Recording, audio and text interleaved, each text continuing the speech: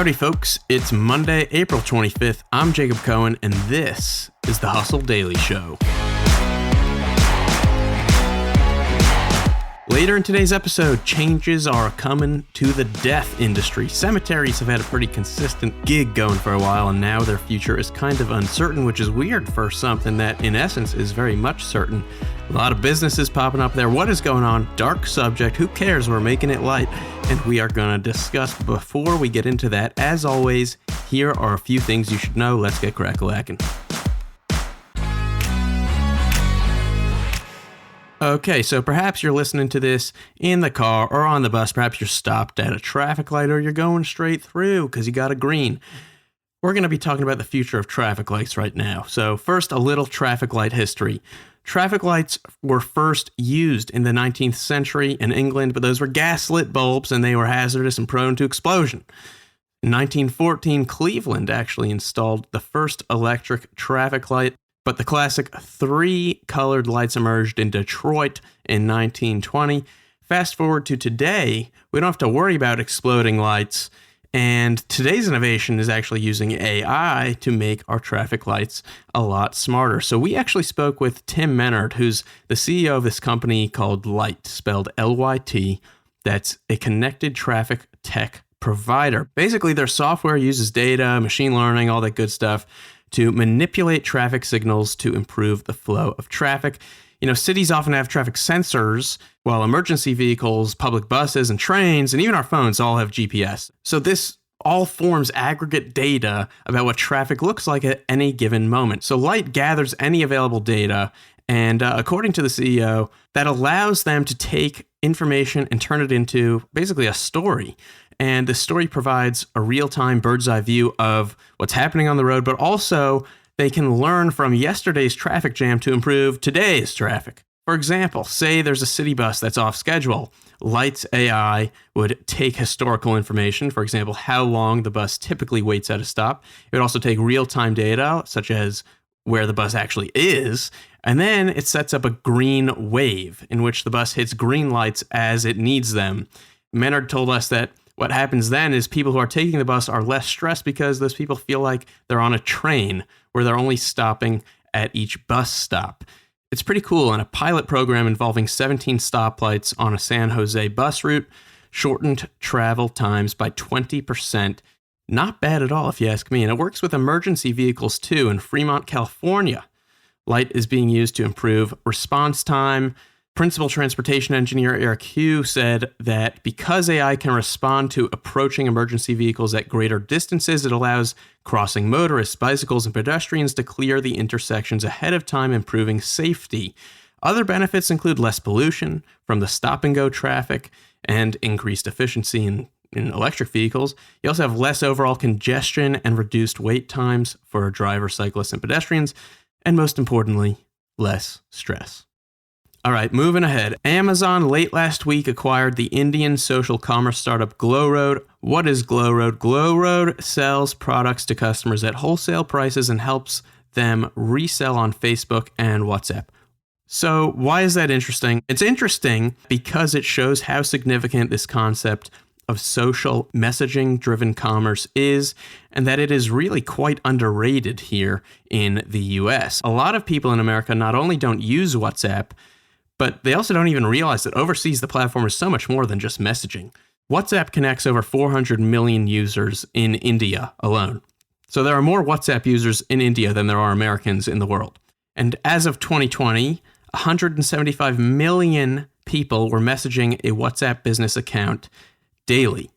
As for Indians, WhatsApp is very much this multi-pronged messaging platform that involves commerce. You know, there are videos WhatsApp has posted on YouTube showing someone browsing on WhatsApp through a store's catalog within a chat, adding an item to their cart, placing their order, and getting fast responses to questions. That's really the WhatsApp that a lot of people use in India. People really shop on WhatsApp. They are connected to local small businesses on WhatsApp, and they communicate with them through WhatsApp. And, you know, people have long asked, what's the business case for WhatsApp? And this is the business case for WhatsApp.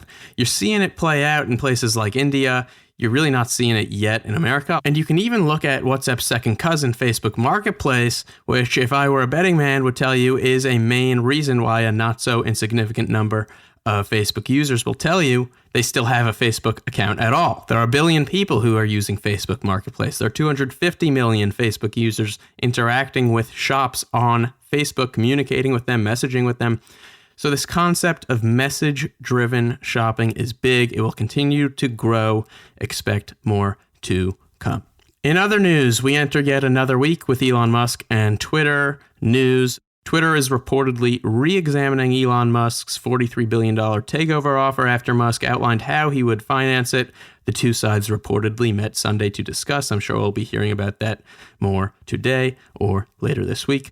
Also, a report from ZipRecruiter found 64% of job switchers are doing so because of significant pay bumps, which, while it shows that employee bargaining power is basically higher than ever, could continue to drive inflation. Not the greatest thing. And with that, let's discuss something nice and light: cremation of the dead. So Karen Heller put out this great report in the Washington Post on cremation in the United States. And it's a really fascinating tale of death, the business of death, how things have changed, and what things could look like in the future. So to start, let's just talk some numbers. 6 decades ago, fewer than 5% of Americans were cremated. 20 years ago, the number was up to 27%. In 2020, it hit 56%. And by 2040, it's projected to be around 80%. So in less than 20 years' time from now, it's expected that about 4 in 5 Americans will be cremated as opposed to having, a classic casket burial. And this presents a lot of interesting situations. Cemeteries have had a pretty consistent gig going for a while. And now their future is kind of uncertain, which is weird for something that, in essence, is very much certain, right?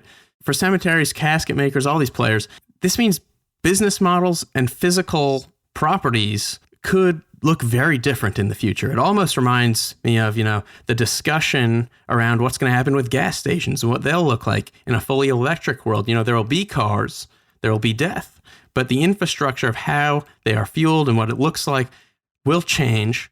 And what's fascinating is with this uptick in cremation, there are all kinds of businesses popping up. So for example, just as you have direct-to-consumer clothing products like Allbirds shoes or glasses, Warby Parker glasses, right? You now have direct-to-consumer cremation companies like Solace and Tulip. And there's now a whole other industry of companies popping up that do what's known as green burials, very clean, natural burials.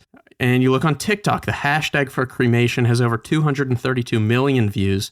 Many of these videos are clips of things like cremation jewelry or art that people make with people's remains. And these are interesting things to look at. I recommend you go check some of them out. Long story short, there are changes coming to the business of death. Even death cannot escape capitalism, clearly. But seriously, at the rate things are going here, death could look very different just 20 years from now. And bada bing, bada boom. That is it, folks. For more on The Hustle's tech and business coverage and links to all kinds of cool stuff from around the web, join our newsletter at thehustle.co. Thanks to our editor, Ezra Trupiano, and executive producer, Darren Clark. I'm Jacob Cohen. You've been listening to The Hustle Daily Show, brought to you by the HubSpot Podcast Network. See you tomorrow.